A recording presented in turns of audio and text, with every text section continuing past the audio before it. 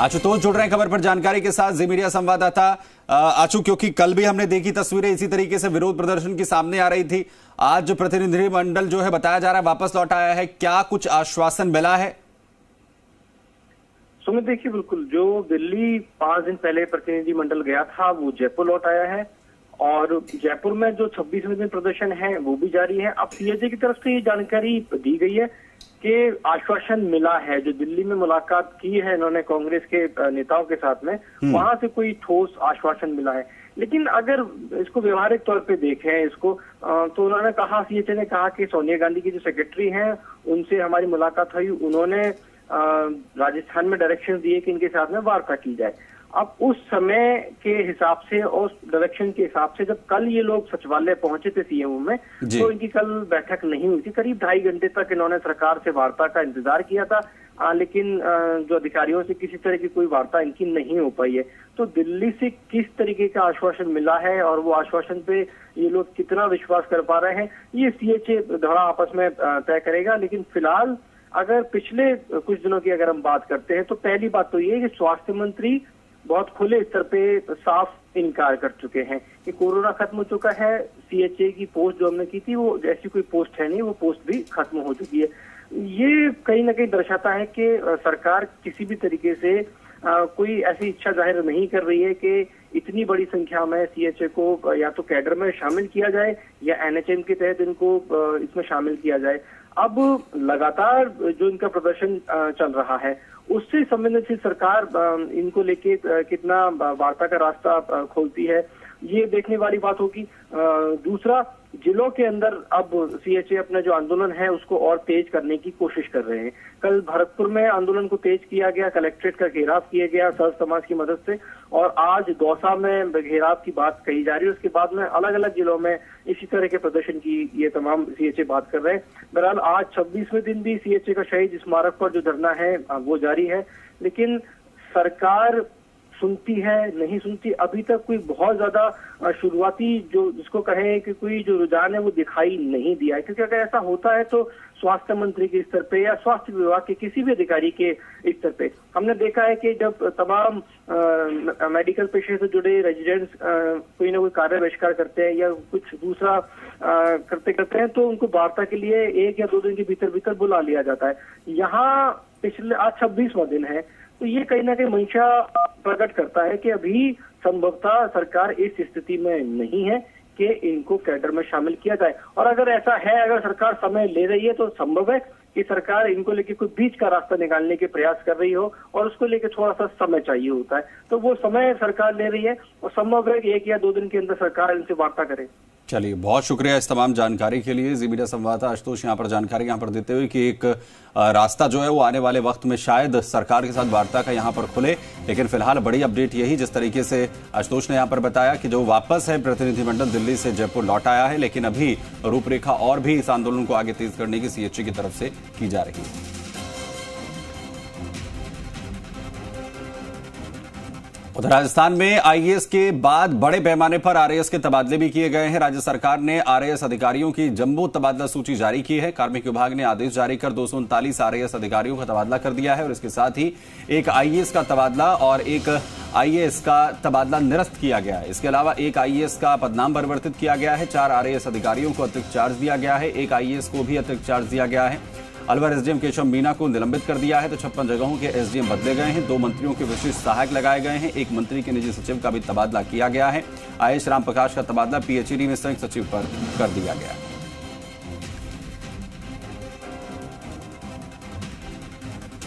भरत जुड़ रहे खबर पर जानकारी के साथ, जी मीडिया संवाददाता। अब भरत, बड़े पैमाने पर तबादले, क्या कुछ कोशिश है इन तबादलों के जरिए?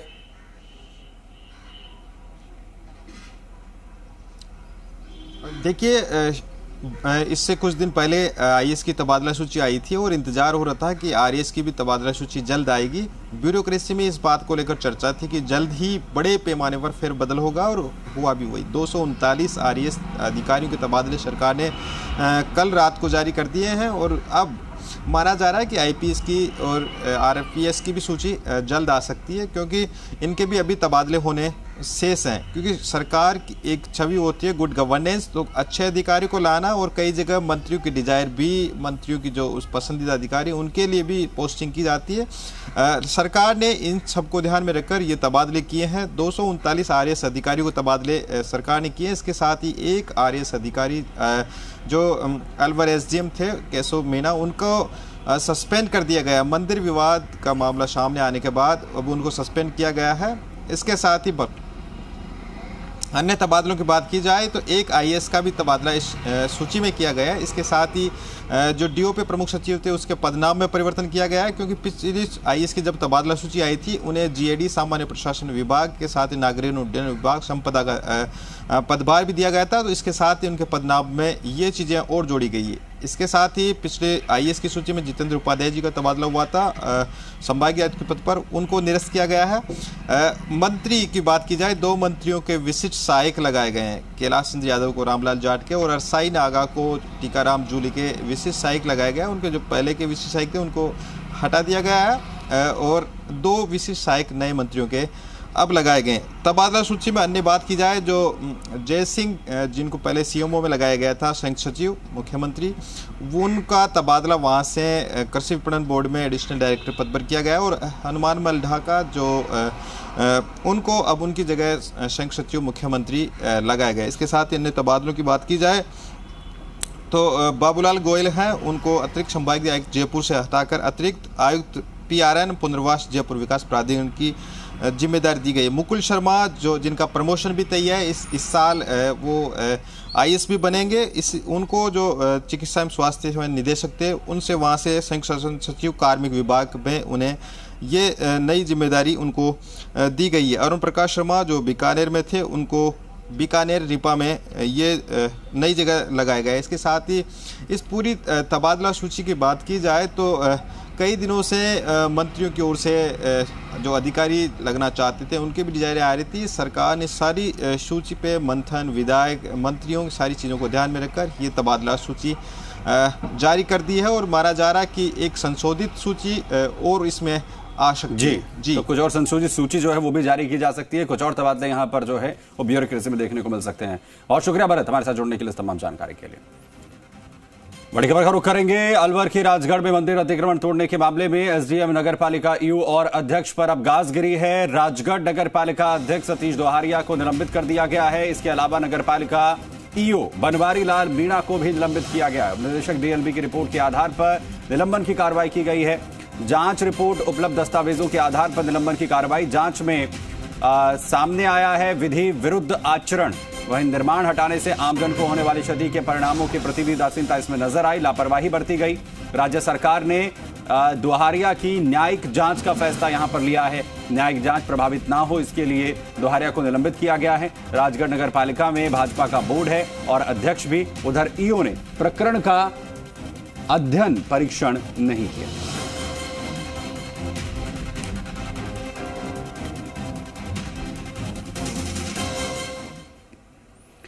उधर अलवर गेट इलाके के रहने वाले बिजली विभाग के रखरखाव के ठेकेदार हनीश मखीजानी ने अजमेर डिस्कॉम के पूर्व एमडी विजय सिंह भाटी पर धोखाधड़ी का मुकदमा दर्ज कराया है। मखीजानी ने एसपी से न्याय दिलाते हुए कार्रवाई की मांग की है। हनीश ने एसपी कार्यालय पर पहुंचकर निष्पक्ष जांच के लिए ज्ञापन सौंपा। मीडिया से बातचीत करते हुए हनीश ने बताया कि अजमेर डिस्कॉम में एमडी के पद पर रहते हुए विजय सिंह भाटी ने भरोसे में लेते हुए अपने बेटे को माइंस में पार्टनरशिप की बात कही और बेटे आदित्य और बहू के खाते में करीब 40 लाख रुपए डलवा लिए और उन्हें चेक दिए गए तो वो बाउंस हो गए। इस संबंध में उन्होंने रुपए के लिए कई बार संपर्क किया लेकिन रुपए नहीं दिए गए। इसके बाद अलवर गेट थाने में मुकदमा दर्ज कराया गया। उन्होंने बताया कि बैंक अकाउंट की सभी डिटेल्स उनके पास मौजूद है, जिससे नाराज होकर उस पर लगातार मुकदमा वापस लेने के दबाव बनाया जा रहा है।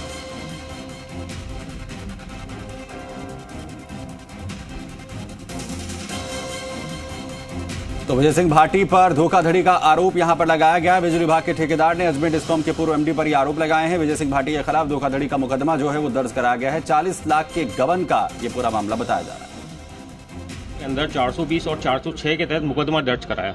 जैसे ही मैंने मुकदमा दर्ज कराया इनके ऊपर, तो वहाँ से मेरे को प्रेशराइज करना स्टार्ट हो गए और मेरे को मुकदमा हटाने की बात कहने लगे, नहीं तो मेरे साथ बुरा होगा, ये सब कुछ कहने लगे। उसके पश्चात अभी 2 दिन पहले इन्होंने मेरे खिलाफ एक झूठा मुकदमा किशनगंज थाने के अंदर दर्ज कराया 420 का, और उसकी एक कॉपी समाचार पत्रों में भी प्रकाशित कर दी, जिससे मेरी छवि बहुत ख़राब हुई है। अब मैं एसपी साहब के पास आया हूँ न्याय की गुहार लेके कि मुझे मेरा पैसा रिकवर करा के दिया जाए और मुझे न्याय दिलाया जाए। तो पूर्व एमडी के खिलाफ जो है वो अब सवाल खड़े हो रहे हैं। सवालों के घेरे में डिस्कॉम के पूर्व एमडी बिजली विभाग के ठेकेदार ने गंभीर आरोप लगाए हैं। धोखाधड़ी के 40 लाख रुपए के गबन का ये पूरा मामला बताया जा रहा है। हरीश मखीजानी ने ये मुकदमा दर्ज करवाया है। उनका कहना है कि जब उनके खिलाफ ये मुकदमा दर्ज कराया गया पूर्व एमडी के खिलाफ, तो अब उन पर दबाव केस वापस लेने का भी बनाया जा रहा है। उधर दौसा जिले के रामगढ़ पचवारा थाना क्षेत्र से महिला का अपहरण कर गैंगरेप के बाद हत्या को अंजाम देने के मामले में पुलिस प्रशासन और परिजनों के बीच बना हुआ गतिरोध कलेक्टर कमर चौधरी की समझाइश के बाद खत्म हो गया। परिजनों ने शव लेने से इनकार करते हुए मामले में मुआवजा और सरकारी नौकरी की मांग की थी। पुलिस प्रशासन के अधिकारी लगातार समझाइश कर रहे थे, लेकिन बात नहीं बनी और आखिर में कलेक्टर कमर उल जमान चौधरी खुद जिला अस्पताल पहुंचे और परिजनों से वार्ता कर समझाइश की। इसके बाद में परिजनों ने शव ले लिया। कलेक्टर ने परिजनों को भरोसा दिया, उनकी मांग का प्रपोजल बनाकर सरकार को भेज दिया जाएगा, जिसके बाद परिजन जिला अस्पताल से शव लेकर रवाना हो गए।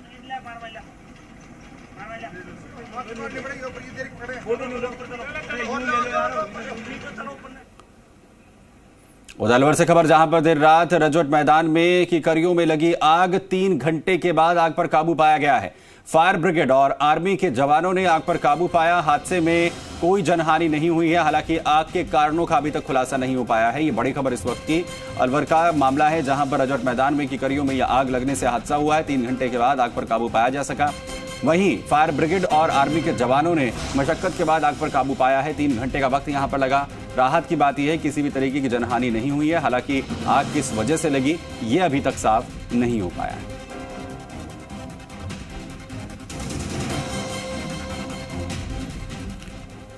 वहीं 12 के अटरू में सोमवार देर शाम अचानक से सेंट्रल बैंक ऑफ इंडिया की शाखा में भीषण आग लग गई। भीषण आग के चलते बैंक के अंदर रखा रिकॉर्ड, कंप्यूटर, लॉकर और लाखों की नकदी जलकर खाक हो गया।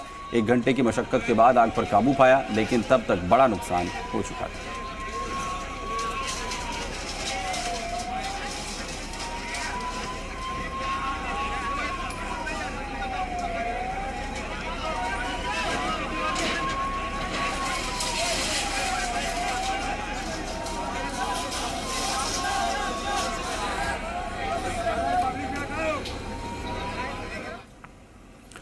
उधर सादुलपुर हरपालू कुबड़ी के जोहड़ में सोमवार देर शाम को अज्ञात कारणों के चलते भयंकर आग लग गई। जानकारी के अनुसार सोमवार शाम को अचानक से जोहड़ में यह आग लगी। उसी दौरान मौसम भी खराब हो गया। तेज हवाओं के कारण देखते ही देखते आग ने विकराल रूप धारण कर लिया। इस बीच युवाओं और ग्रामीणों ने मौके पर पहुंचकर मिट्टी डालकर आग को बुझाने की कोशिश शुरू की। मामले की जानकारी मिलने पर हमीरबाज थाना पुलिस मौके पर पहुंची, जिसके बाद पुलिस प्रशासन ने ग्रामीणों के साथ मिलकर आग को बुझाने की कोशिश की।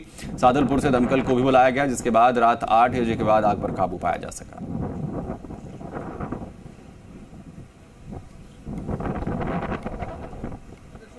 अरे कर दियो आव है।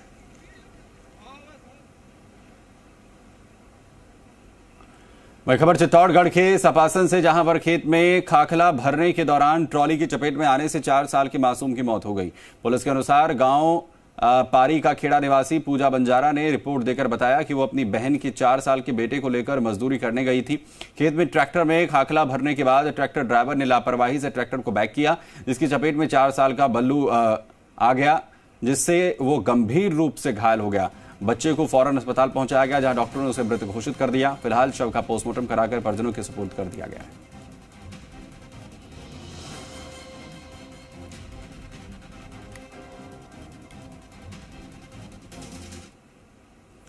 वही पॉक्सो मामलों की विशेष अदालत क्रम 1 महानगर प्रथम ने नाबालिग का अपहरण कर उसके साथ दुष्कर्म करने वाले अभियुक्त को 10 साल की सजा सुनाई है। इसके साथ ही अदालत ने अभियुक्त पर 20,000 रुपए का जुर्माना भी लगाया है। अदालत ने अपने आदेश में कहा है कि अभियुक्त ने नाबालिग से दुष्कर्म कर न केवल उसकी शारीरिक और भावनात्मक क्षति की है, बल्कि उसके व्यक्तित्व और गरिमा को भी आहत किया है। ऐसे में अभियुक्त के प्रति कोई नरमी नहीं बरती जा सकती।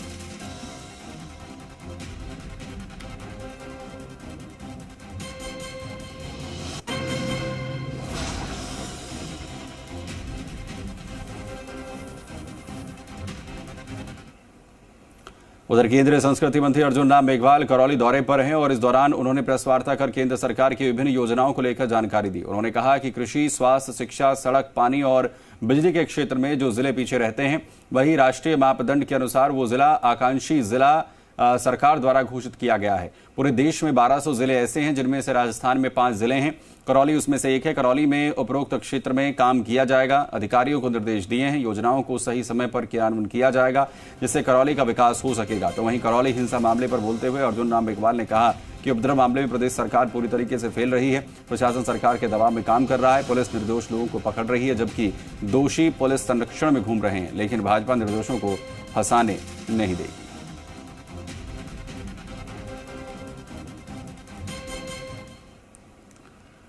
उधर देश की सबसे बड़ी पार्टी से लेकर महज 2 राज्यों में सिमटी कांग्रेस अब अपनी खोई हुई जमीन को हासिल करने के लिए राजस्थान के उदयपुर की धरती पर मनन चिंतन करने जा रही है। कांग्रेस की राष्ट्रीय चिंतन शिविर के लिए 13 से 15 मई तक की तारीखों का आधिकारिक ऐलान कर दिया गया है।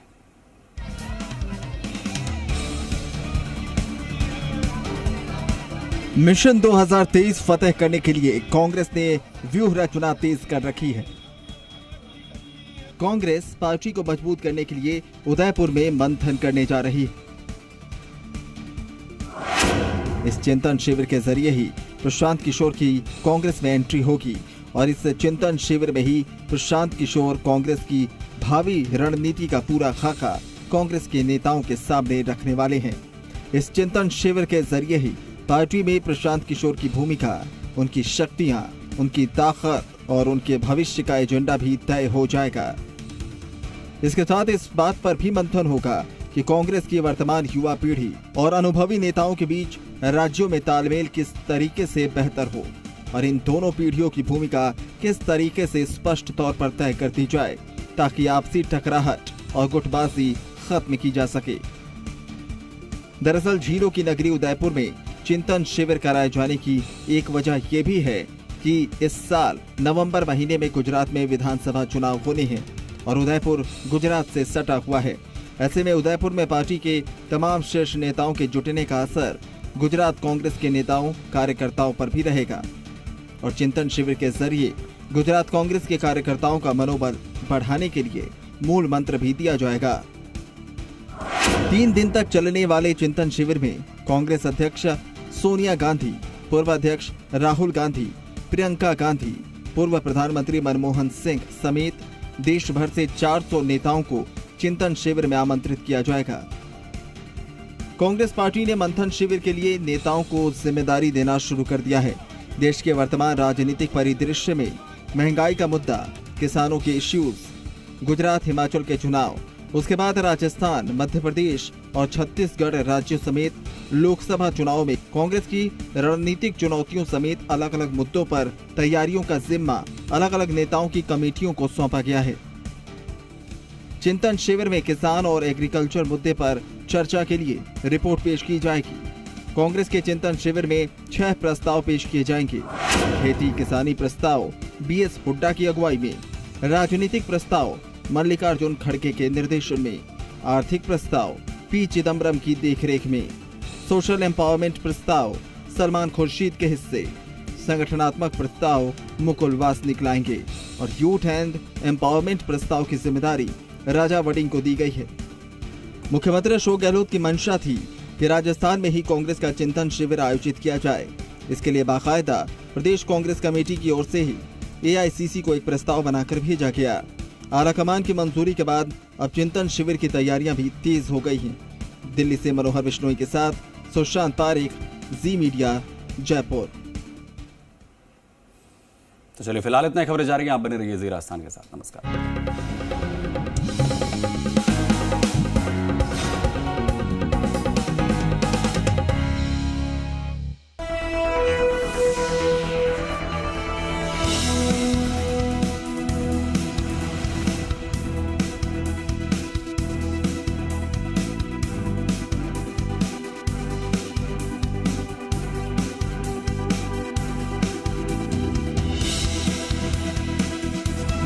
प्रस्तुतकर्ता आपके पीसी में कौन रहता है, वायरस या क्विक हील।